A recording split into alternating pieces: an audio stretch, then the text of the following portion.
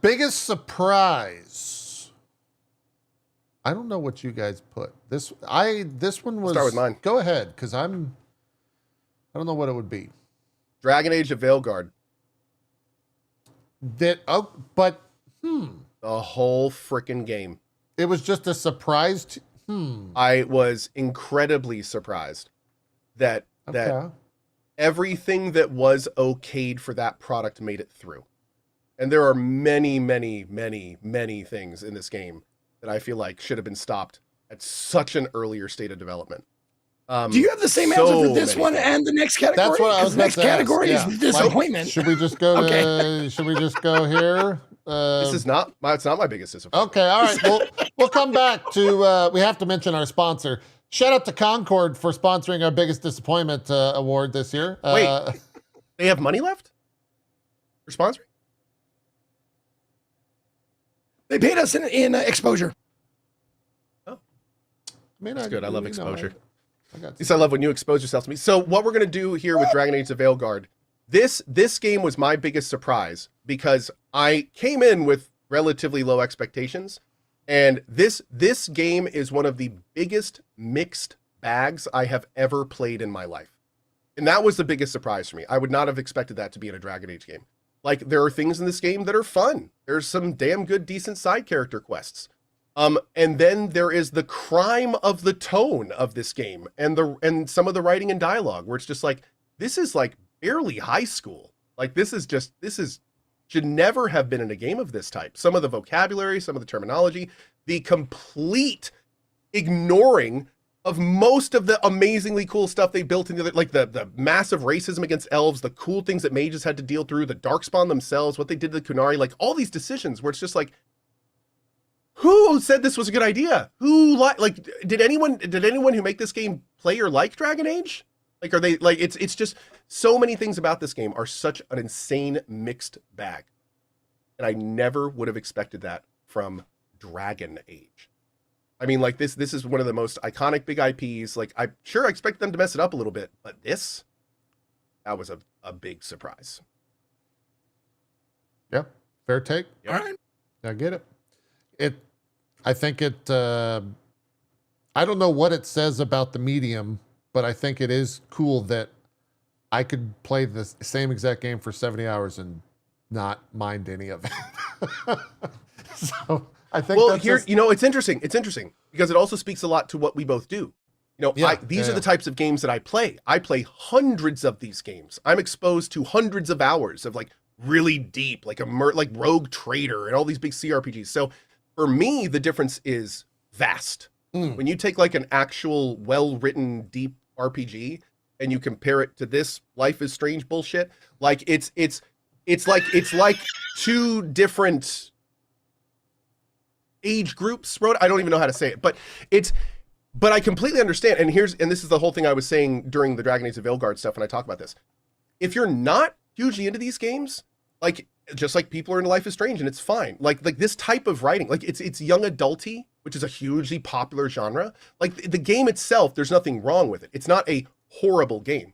It's just a horrible Dragon Age game. It's a horrible, deep, immersive RPG. It's a average to fine game, in my opinion. I mean, especially when it comes to graphics and performance and stuff like that. Combat was a little basic, but was still fine. But like, when you really start looking under the hood, especially when you start looking under the hood from the perspective of like an immersive, deep RPG fan, like it all starts to kind of fall apart. The more you look into it. Yeah. Especially if you compare it to like the established lore, the established canon, the themes of the previous games and what they carried in, the tone, the dialect, the writing, like it all just starts coming, it all just like gets further and further from where it should be. Yeah. Sure. Yeah. I need to end this with, in my humble opinion. Yeah, no, that's opinions are opinions. Yes, exactly. No, at the advice of my two lawyers here, I did not play the game. It was on my list of games to check out, and they were like, don't bother. I'm like, okay. There you go. Move forward. Zeke, what was your biggest surprise of 2024? Biggest surprise for me was a game that I was like, it's going to be good. I didn't know it was going to be fucking excellent. I had no idea. I was like, okay, it's a 3D platformer. It's going to be pretty good. And I played the previous iterations of the game, but I had no idea that Astro Bot was going to be as good as it was. Astro Bot was fucking phenomenal. Yeah. And I did not see it coming. Like, I did not know that I would play it, finish it, platinum it, the whole thing. Everything was put together so well, and it was a joy to play. And I don't usually go in for 3D platformers because I suck at them. Sure. Did you suck at Astro Bot and it was good enough to overcome it, or is Astro Bot an easy game that you didn't have any troubles with? Fairly easy game.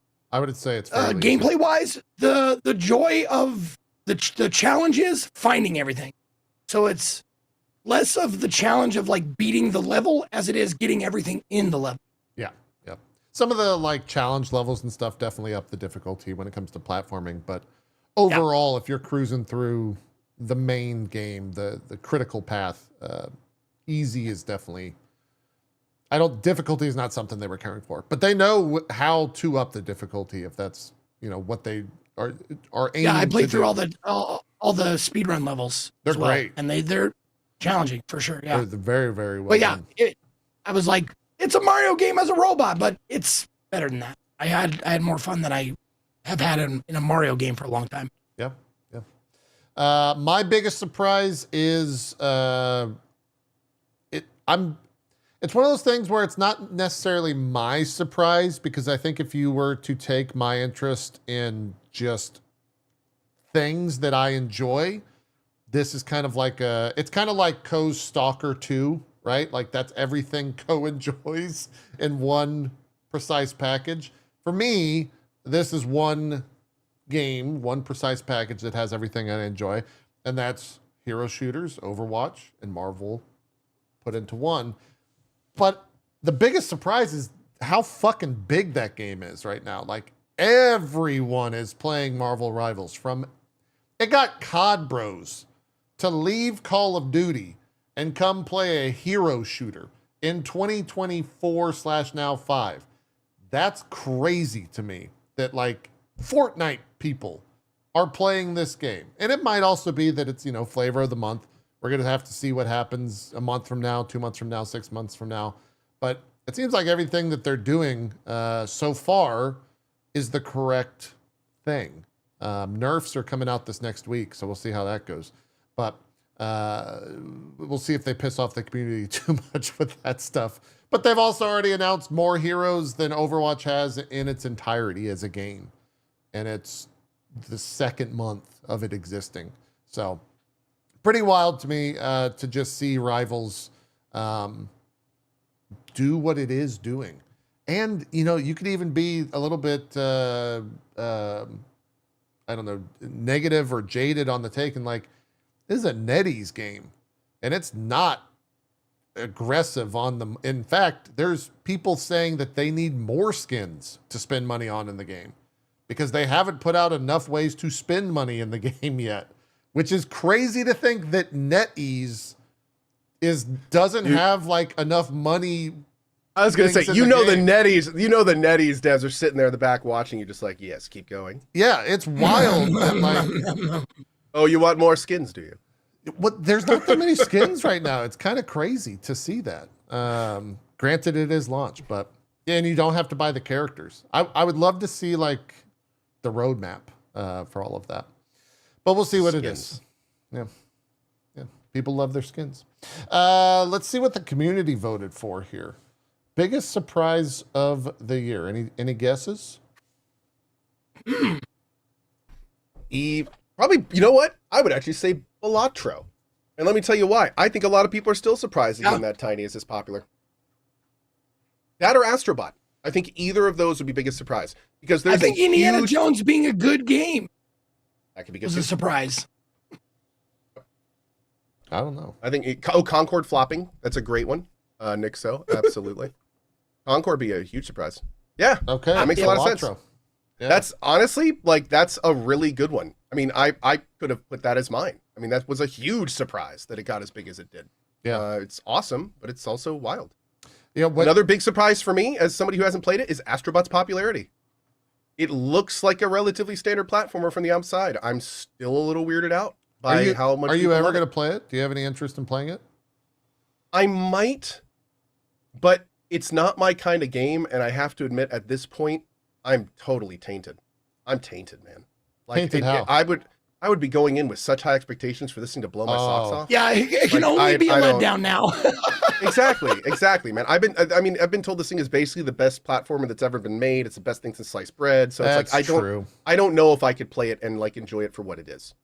I hate to say it, but it's just where we are. To be honest, maybe forget about it for a year and play with the kids. That's kind of what I'm thinking of doing. It's funny you say that. Yeah. I've found if I give myself about a month, I forget every single thing that happened before that last month. So I'm hoping I can just like forget it exists, you know, and then just, hey, Astro Bot came out in 2026. Cool, let's play it. Yeah. Check it out.